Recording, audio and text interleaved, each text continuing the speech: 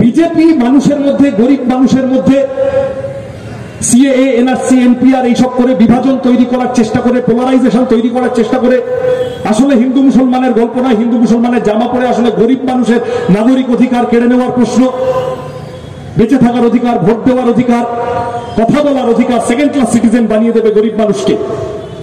আর তার জমি জমা, তার যেটুকু আছে, তার ঝুপড়ি, তার একটুখানি ছোট দোকান, তার একটা কাজের অধিকার, তার ধন সম্পত্তি, সেগুলো সব জমা হবে আদানি আম্বানিদের কাছে। এই হলো সিএএ, এনআরসি, এনপিআর এর প্ল্যানিং। গরিবের বিরুদ্ধে যুদ্ধ, মধ্যবিত্তের বিরুদ্ধে যুদ্ধ।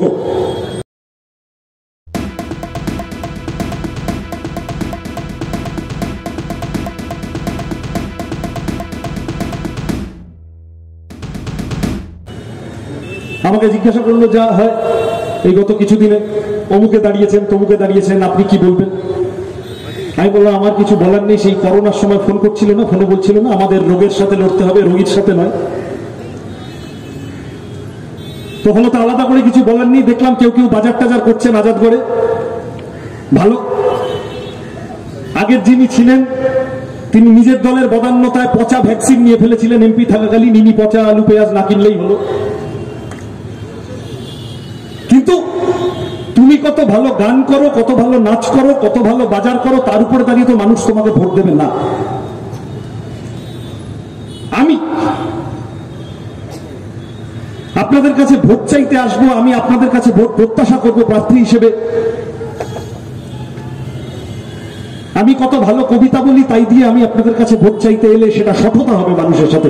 মানুষের জন্য কি কাজ করতে পারছি, মানুষের কাছে কাজ কি পৌঁছে দিতে পারছি, মানুষের দাবি দাওয়া, মানুষের এজেন্ডা, মানুষের ইস্যু কতদূর তুলতে পারছি সংসদের ভিতরে বাইরে আমরা। সেই নিরিখে যে দল দুটো আছে, তৃণমূল, বিজেপি, তারা ডাহা ফেল। এবং এ কথা মানুষের অভিজ্ঞতার মধ্যে, যে কারণে এদের রাজনীতি কম পড়লে অন্যান্য চটকের আশ্রয় নিতে হয়। আমি যে কথা বলছিলাম, রাজনীতিবিদের কাজ ইললিগাল কনস্ট্রাকশন থেকে টাকা মারাও নয়, রাজনীতিবিদের কাজ গরুর দুধে সোনা খুঁজে পাওয়াও নয়। রাজনীতিবিদের নির্দিষ্ট কাজ আছে। যাদবপুরের মানুষ নাগরিক পরিষেবার প্রশ্নে, স্কুল, কলেজ, হাসপাতাল, বাইপাস, ট্রেন, মেট্রো, বিভিন্ন দাবি দেওয়া, সেই সমস্ত দাবি দেওয়ার প্রশ্নে সাংসদদের যে কাজ করার কথা ছিল যাদবপুরের সাংসদরা করেননি। আমরা বলছি না, সিপিআইএম বলছে না, বামফ্রন্ট বলছে না, কেন্দ্রীয় সরকারের ইলেকশন কমিশনের তথ্য বলছে, যে কেউ দেখে নিতে পারে। ফলত দায়িত্বশীল, সক্রিয় এমন পার্টি, এমন বাহিনী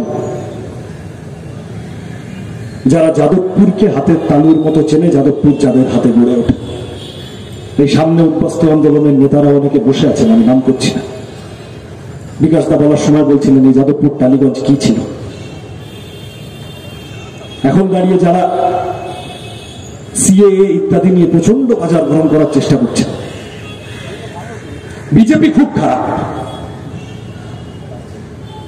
মুসলমানের তো বটেই, দরিদ্র হিন্দু পরিবার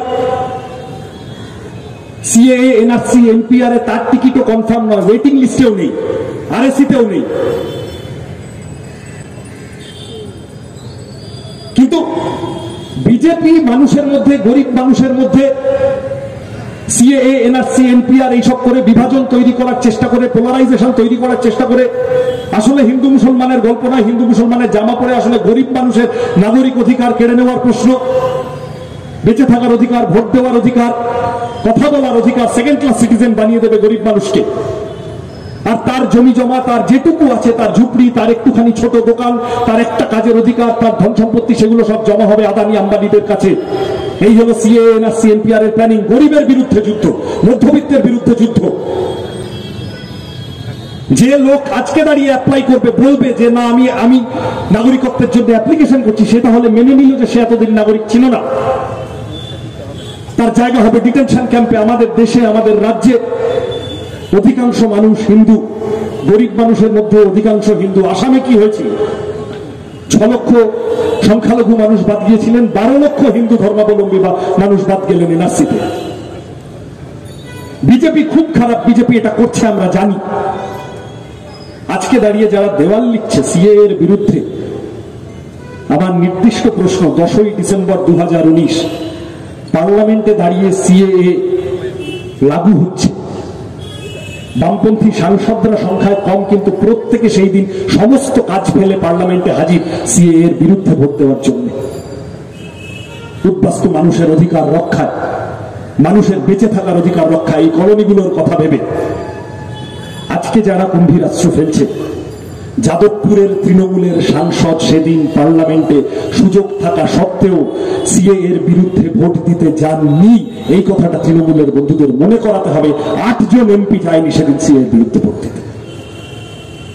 আজকে দাঁড়িয়ে হঠাৎ সামনে নিয়ে আসা কেন? ইলেকটোরাল বন্ডে ধরা পড়ে গেছে বলে একটা লটারির বাহিনী। আর কংগ্রেস গোটা দেশে, সমস্ত গোটা দেশ মিলে যা করেছে কংগ্রেস ইলেকটোরাল বন্ডে, ওটাও করা উচিত হয়, কিন্তু যাই হোক যা করেছে, একটা রাজ্যের দল তৃণমূল তার থেকে বেশি ছেড়েছে ইলেকটোরাল বন্ডে। বড়ে মিয়া ছোটে মিয়া সুবহানাল্লাহ, 1 নম্বরে বিজেপি, 2 নম্বরে তৃণমূল। ওষুধের দাম কিভাবে বেড়েছে, আমার আপনার প্রয়োজন, কিভাবে বেড়েছে ওষুধের দাম, সেই দাম বাড়তি টাকা নিয়ে ইলেকটোরাল বন্ডে গিয়ে তৃণমূল বিজেপির পকেটে জমা হয়েছে। আমরা কলকাতার পারভিউয়ের মধ্যে থাকা বাসিন্দারা যারা গোয়েঙ্কার কোম্পানিকে টাকা দিয়ে বিদ্যুৎ কিনি, বিদ্যুতের পরিষেবা নিই, আমাদের বিদ্যুতের দাম চচ্চর করে বেড়েছে, সেই টাকা গিয়ে জমা পড়েছে, বাড়তি টাকা গিয়ে জমা পড়েছে ইলেকটোরাল বন্ডের মাধ্যমে তৃণমূল বিজেপির হাতে।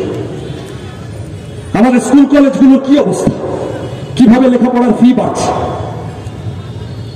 সেলফ ফিনান্সিং কোর্সের কি চেহারা, কর্পোরেশন স্কুলগুলো আস্তে আস্তে আস্তে আস্তে বন্ধ হয়ে যাচ্ছে, একটার পর একটা কলেজ, খোঁজ নিয়ে দেখুন, বিজয়গড় কলেজ, নেতাজি নগর কলেজ, কেকেদার সম্মিলনী, এমনকি যাদবপুর বিশ্ববিদ্যালয় উচ্চশিক্ষায় সিট ফাঁকা পড়ে থাকছে, ছেলেমেয়েরা পড়াশোনা করতে যাচ্ছে না। যারা শাসক তারা বুঝিয়ে দিচ্ছে যে পড়াশোনা না করেও হবে, পড়াশোনা করে কিছু আলাদা করে হওয়ার নেই, বরং আমাদের ঘুষ দাও, আমরা তোমার একটা বন্দোবস্ত করলে করতে পারি। প্লিজ চুরি করবেন না। একজন কন্টেন্ট ক্রিয়েটার অত্যন্ত কষ্ট করে তার কাজকে এগিয়ে নিয়েছে, তাই তার কাজকে সাপোর্ট করুন, তার কাজকে ভালোবাসুন, কিন্তু তার কাজ নিজের চ্যানেলে তুলে দেবেন না, কারণ জানবেন পাইরেসি কিন্তু একটা অত্যন্ত দণ্ডনীয় অপরাধ। আপনারা দেখছেন আওয়াজ, রোজকারের হক কথা। For more updates about Awaaz, please subscribe our YouTube channel Rajshekhar thali.